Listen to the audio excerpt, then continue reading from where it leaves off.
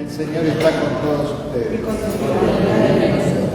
Proclamación del Santo Evangelio según San Mateo. Gloria a ti, Señor.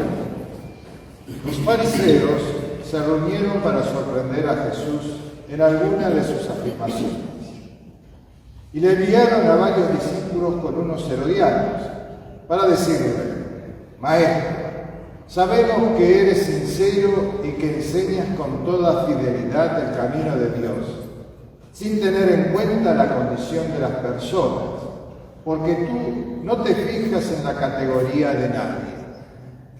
Dinos, ¿qué te parece?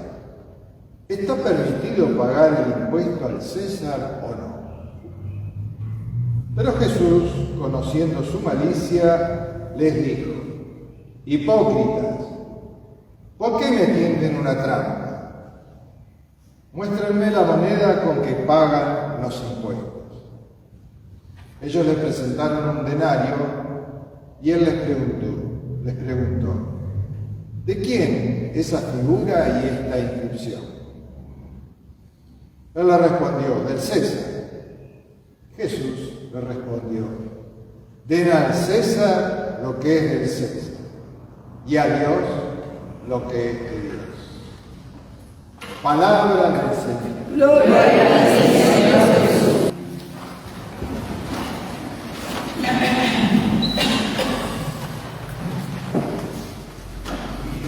Bueno, muy queridos hermanos en el Señor, estamos ya celebrando el 29º domingo del tiempo durante el año. Vamos ya camino al fin del año litúrgico, que tiene un total de 34 domingos, como ustedes saben. Y lo que sí vamos a ir notando, que la palabra de Dios, a medida que nos vamos acercando al final, hacia la gran solemnidad de Cristo Rey, que es el último domingo de este tiempo, nos va llamando más a lo profundo. El año litúrgico es una oportunidad para madurar la fe. Si la vivimos realmente con el corazón, si vamos llevando, si el celebrar la misa dominical y el escuchar la palabra de Dios realmente va tocando nuestro corazón y nos dejamos iluminar por ella, obviamente que se produce en nuestro interior un camino, un proceso de maduración espiritual, ¿no? Donde encontramos en él un crecimiento que ilumina nuestros pensamientos, nuestras acciones, que le va dando sentido a la vida en toda su dimensión, aún en aquellas cosas que a veces no son tan fáciles o no son tan agradables, ¿cierto? Es decir, nos va llevando a profundizar en el encuentro con nosotros mismos y en el encuentro, por supuesto, con los demás, siempre que realmente querramos encontrarnos legítimamente con Dios, que de esto se trata, ¿no? Y siempre, lo habrán notado ya, la primera lectura y el Salmo van dando lugar, como una especie de preámbulo, a lo que después Jesús nos enseña en el Evangelio. Hay una relación muy íntima entre la primera lectura y el Salmo con el Evangelio, ¿no?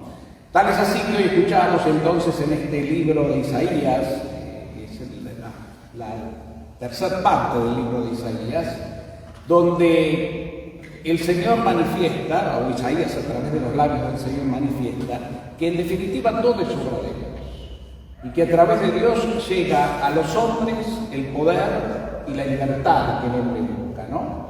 En este contexto donde muestra a Dios que le toca el corazón a Ciro. Este Ciro era uno de los reyes babilónicos que llegó después de Nabucodonosor, que fue un rey muy tirano y que además tenía en Babilonia un imperio muy poderoso. Fue el imperio que invadió Israel y se llevó a la mayoría de los israelitas cautivos y los tuvo 40 años destruyéndoles el templo y dejándolos en la ruina. Pero el Señor, con el paso del tiempo, le tocó el corazón a los nuevos reyes, a Ciro y otros, y estos, movidos por la gracia del Señor, dejaron en libertad a los judíos, permitiéndoles que regresaran al templo, que regresaran a su ciudad, que volvieran a tomar posesión de su tierra, inclusive hasta les financió todo lo que necesitaban para poder volver a ser un país con su propia identidad. Y todo lo que dice Isaías en definitiva es que es el Señor el que obra. Él es el único Dios. Él toca los corazones. Tanto en este caso del rey, del número uno, del gobernante principal, como de todos los hombres. Y es muy interesante tener presente esto, ¿no? Y hasta poder hacernos desde ahí una pregunta. ¿Vos te dejás tocar el corazón por Dios? ¿O dejás que el Señor realmente te inspire la vida? Sea Él el que ilumine tu camino, sea Él el que le da sentido a todo. Puedes mirar con los ojos de Dios tu propia vida y la vida de los demás, porque es Él. Si lográramos esto, si por lo menos buscáramos esto, nuestra vida alcanzaría mucha plenitud y viviríamos realmente de una manera renovada, más renovada cada día. Por eso el cristiano, el que escucha a Dios, marca una diferencia en su vida personal y en el contexto donde se mueve todos los días. El cristiano marca una diferencia que pasa por su forma de ser, por su forma de relacionarse con nosotros, por su deseo de amor, porque está tocado por el amor, y ese amor que es compromiso por el otro, misericordia, ese amor que nos llama a buscar la unidad, a mirar para adelante, a vivir con una esperanza que se renueva. En la segunda lectura, hoy se nos presenta el comienzo de la carta de San Pablo a los tesalonicenses, ¿no? Donde Pablo hace referencia en esta carta a la generosidad de una iglesia que justamente entendió esto. Ustedes saben que Pablo fue muy misionero y fundó muchas iglesias en distintas partes del mundo que él fue recorriendo. Y aún en la distancia, cuando él después dejaba ya instituida una comunidad cristiana, en la distancia los iba acompañando con las cartas, con su oración y sobre todo con la carta, recordándoles justamente que no se desviaran de ese anuncio, de ese evangelio que él les había predicado. Y lo primero que dice en esta carta que escuchábamos es dejar en claro la generosidad. Él se enteró realmente de que los tesalonicenses tienen un corazón generoso. Por eso dice, damos gracias a Dios por ustedes, ¿no? Los recordamos en nuestras oraciones, los tenemos presentes delante de Dios. En ustedes se ha manifestado la fe, una fe concreta, una fe activa, con obras, ¿no? Fatigas y esperanzas, todo por nuestro Señor Jesucristo.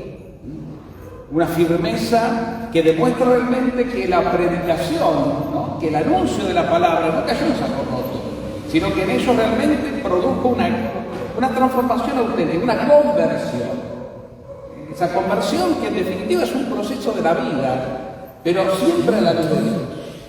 Porque el hombre, y esto lo vemos todos los días, ¿no? El hombre está llamado a evolucionar. Pero hay diferentes evoluciones.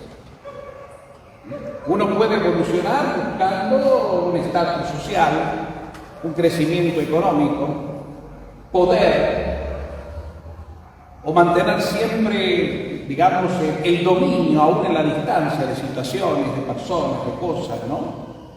Porque hay un ego siempre vivo en nosotros, que es el que siempre quiere más y que siempre busca el reconocimiento, porque está, es innegable, en mayor o menor grado está.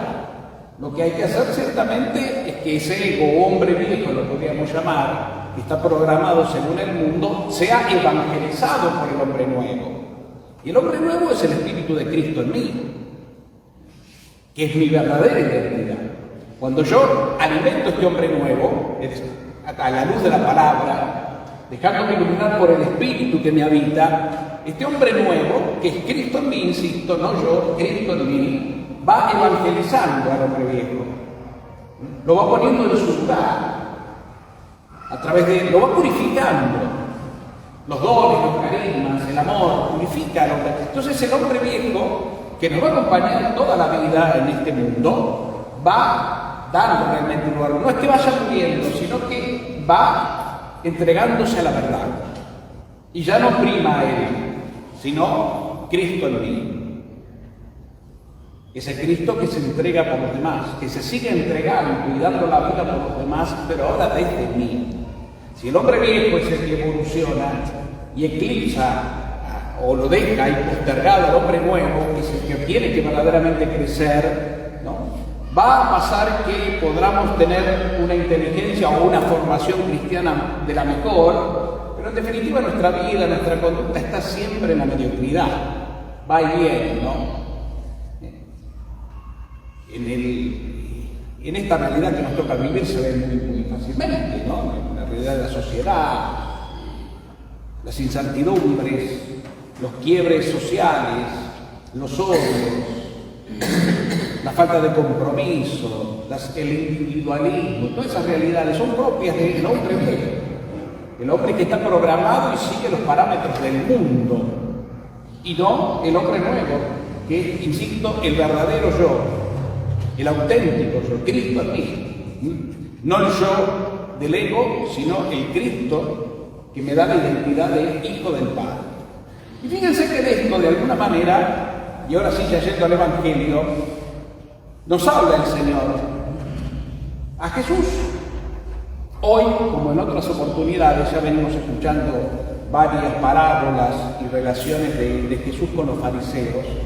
Hoy le acercan un grupo de fariseos que le buscan ponerle una trampa, pescar alguna afirmación para poder condenarlo, para poder sacárselo de encima. Jesús molesta. Jesús molesta porque viene a traer una verdad, porque viene a darle plenitud a la vida del hombre.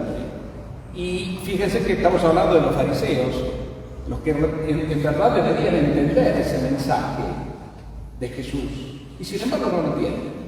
El corazón de estas autoridades religiosas de su época tenían el corazón verdaderamente endurecido y no lo quieren a Jesús, porque no interpretan que en él justamente está la plenitud de lo que ellos estudiaron, de lo que ellos anuncian, de lo que ellos se supone son maestros y guías del pueblo, los depositarios de la ley, de la Torá, que es la ley judía, lo que nosotros podríamos decir del Antiguo Testamento.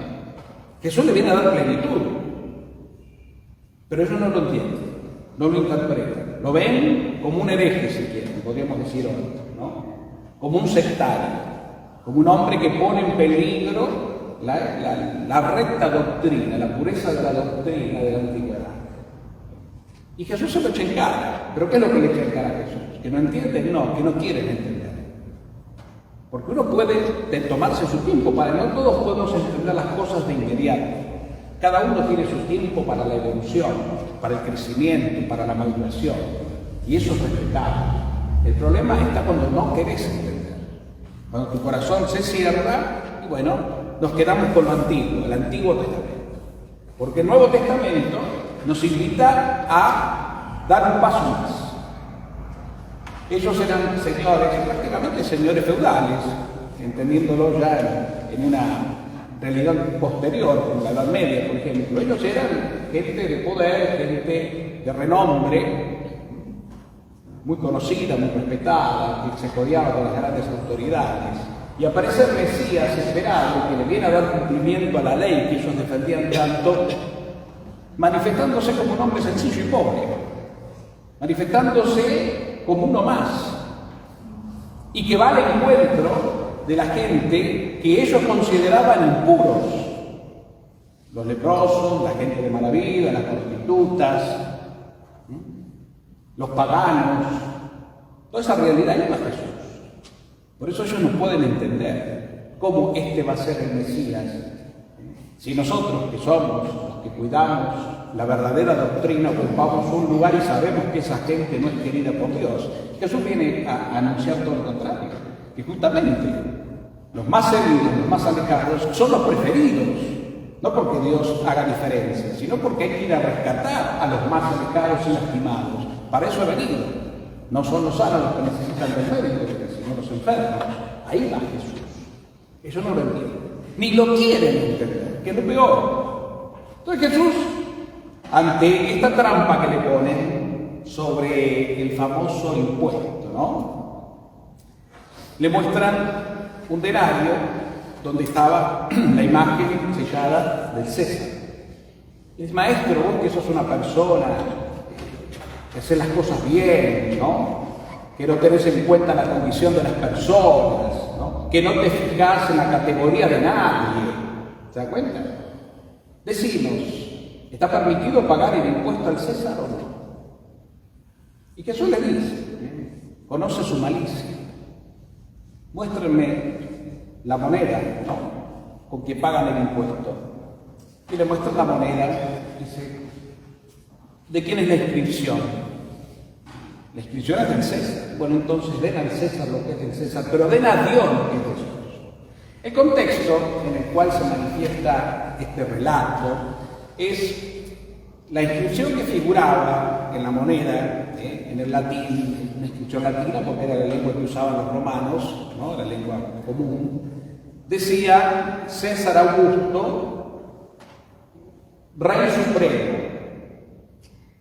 El César está equiparado con la divinidad. Por eso cuando se elegía al César o al sucesor, se lo consideraba Dios. La divinidad y el César eran la misma cosa. Por eso no solo tenía poder político, sino tenía un poder absoluto el César. Y lo que decía el César se hacía. Y nadie se podía atrever a contradecirlo. El César o hacía así o hacía así. Todos vieron la película Gladiador, ¿no? Ahí más o menos se manifiesta lo que es eso. El poder absoluto. Entonces, los fariseos que sabían que en el fondo esto no era así, pero como estaban, usemos una palabra vulgar, endongados con el César, con el poder, para mantener su dominio, mantener su posición, le quieren poner esta trampa. Si Jesús hubiera dicho, como buen judío, como pensaban los judíos, que no hay que pagarlo porque estos son unos invasores que nos quitaron la libertad, lo hubieran mandado al frente como un rebelde. Y era fácil sacárselo de encima, porque enseguida los rebeldes los encarcelaban y los mataban. Los romanos no tenían vuelta. Si hubieran dicho que no, lo iban a tomar como un traidor del pueblo, como un judío que está a favor de los que nos quitan la libertad. Y Jesús con esta respuesta deja claro unas cuantas cosas. Que el César es el César. Es un poder político. Es el poder de turno. Pero Dios es Dios. No solamente que habrá que pagar un impuesto, Jesús no entra en eso. Estamos despertando. Vienen bien, que los ponga a hablar. Si alguno se está durmiendo, bien, gracias por la alarma. Si hay algo que deja claro el Señor es que la única divinidad, el único Dios es Dios. El César tiene un poder temporal como cualquier gobernante. Pero el primero que tiene que ocupar el lugar es Dios. Para lo cual hay que abrirle el corazón a Dios, cosa que los fariseos no hacían. Y buscaban ponerle una trampa a aquel que justamente viene a revelar, viene a anunciar la buena noticia del Rey, que Dios está aquí, que Dios ya llegó, que Dios viene y viene para todos, que las realidades humanas son humanas, pero que el verdadero creyente trasciende lo humano, lo meramente humano. Por eso estamos llamados a autotrascendernos, por eso estamos llamados realmente a darle el lugar a Dios que debe ocupar nuestra vida. Y está bueno también en esto hacernos la pregunta, ¿no? ¿Le das a Dios lo que es de Dios y al César lo que es del César? Al estilo de Jesús, como Jesús lo enseña. O, por el contrario, el César, es decir, el ego y el mundo, manejan en mí la vida. Esto es lo que nos lleva a ser a veces mediocres, hipócritas, a vivir una realidad a medias, ¿no? A no abrirnos al Espíritu de Jesús. Eso que le marcan por un aparente reconocimiento, pero que no lo aceptaban. Vos, Señor, que no tenés en cuenta la condición de nadie. Vos, Señor, que sos una persona que está para todos, que no te fijas en la categoría de nadie, etcétera, etcétera. Somos como Jesús. miramos para adelante, vamos rompiendo viejos esquemas, viejas ataduras, viejos prejuicios. Queremos darle una oportunidad a lo nuevo que Dios nos pone en la vida, en mi corazón, en la vida, en lo que nos circunda, en la comunidad, en lo que sea. Porque la tentación del hombre viejo también está acá, en quedarnos anclados en lo que estaba. Y lamentablemente siempre hay aires vetustos que dan vuelta y que medio nos quieren marear en esta realidad. Es decir, bueno, estábamos más pobres, mejor era esto, ¿para qué tanto? ¿Para qué mirar? ¿Para qué cambiar?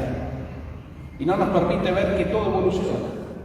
Y no nos damos cuenta que el Espíritu Santo nos invita a evolucionar, a participar, a comprometernos, a aportar, a trabajar juntos para la gloria de Dios, para que el reino se extienda.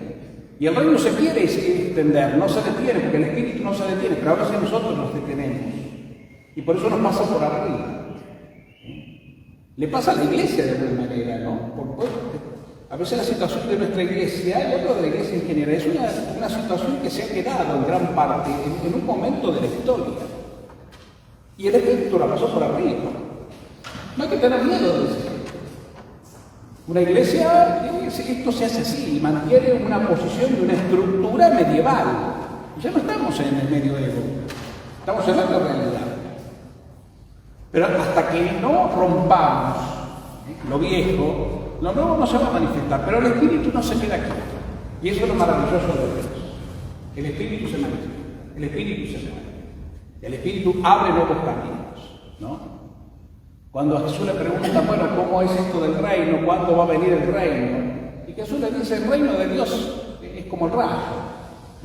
Empieza en una punta y corre el cielo y termina en otra en un instante. O el viento, nadie sabe de dónde viene ni a dónde va. Porque es libre, lo abarca todo.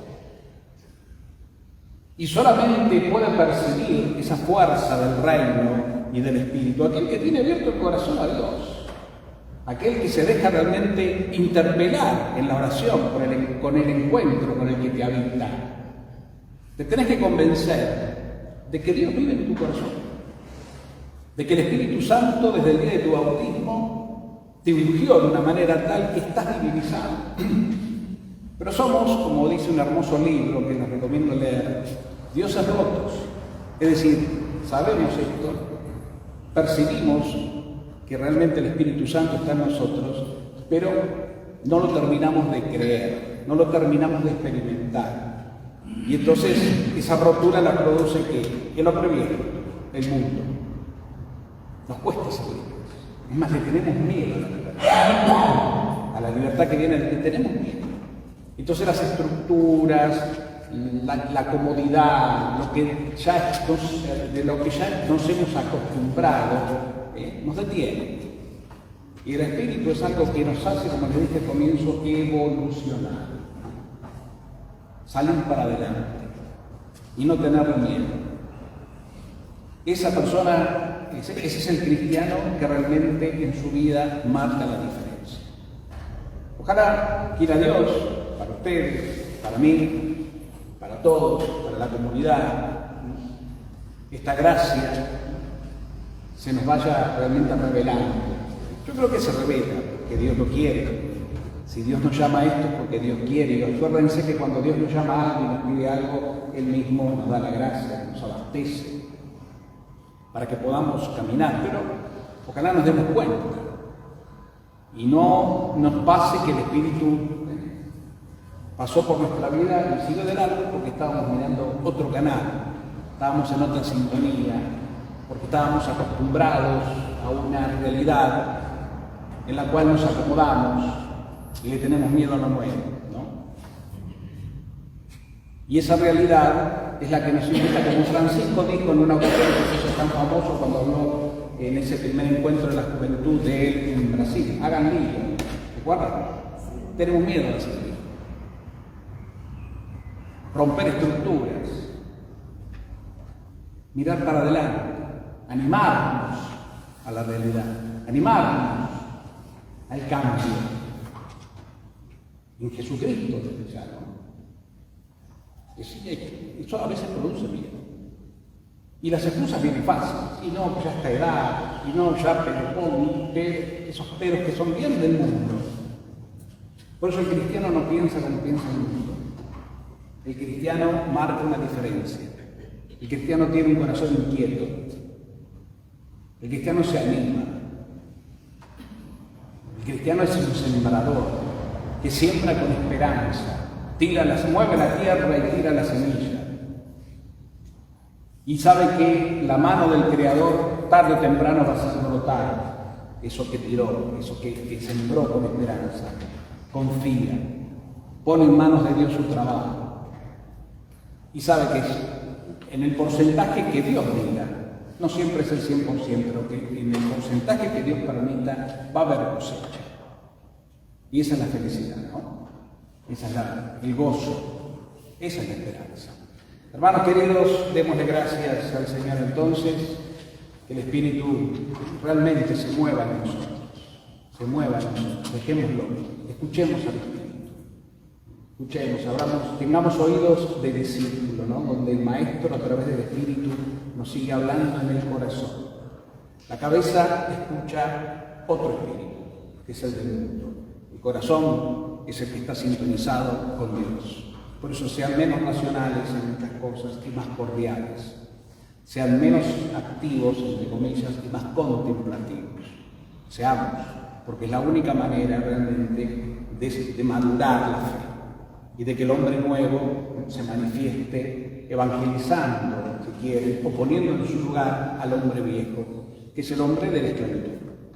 Le pedimos a ella, como siempre, a nuestra Madre, su intercesión, y que a través de su presencia en nosotros nos enseñe como maestro realmente a poner todo en manos de Dios. Y lo que no entendemos, o lo que nos cuesta, hacer como eso, no buscar una explicación racional o lógica, sino más bien en la fe, meditarlo en lo profundo del corazón. Que así sea.